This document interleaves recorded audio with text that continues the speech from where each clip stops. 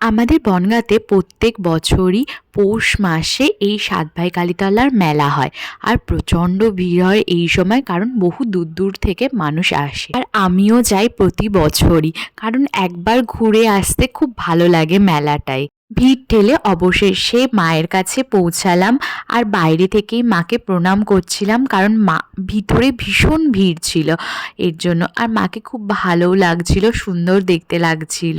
আর মায়ের মুখটা দেখলে মনটাও ভালো হয়ে যায় আমাদের। এরপরে চলে গিয়েছিলাম মেলার ভিতরে। মেলাতে তো প্রচুর দোকানপত্র বসেছে। আর এই দিন একটু ভিড়ও ছিল, কারণ এই দিন শনিবার বলেই মনে হয় এত ভিড় ছিল। অন্যদিন অতটাও ভিড় হয় না, আবার মঙ্গলবার আর শনিবার বাদে আসলেও ভালোও লাগে না। এত দোকানপত্র দেখে চোখ যেন ধাঁধিয়েই যাচ্ছিল, কিন্তু বেশি কিছু কিনিনি। এই যে এই ছোট ছোট জিনিসগুলো আগে ছোটবেলায় মেলায় আসলে কিনতাম, আর এগুলো দেখে সেটাই মনে পড়ে গেল। একটা জায়গায় দাঁড়িয়েছিলাম, সেইখান থেকে ইচ্ছামতি নদীটা দেখা যাচ্ছিল। আর সবাই নৌকায় করে এই সময় না ঘুরতেও যায়, আমাদের যাওয়া হয়নি। তারপরে আমরা একটু আচার কিনে নিয়েছিলাম, আচার খাচ্ছিলাম।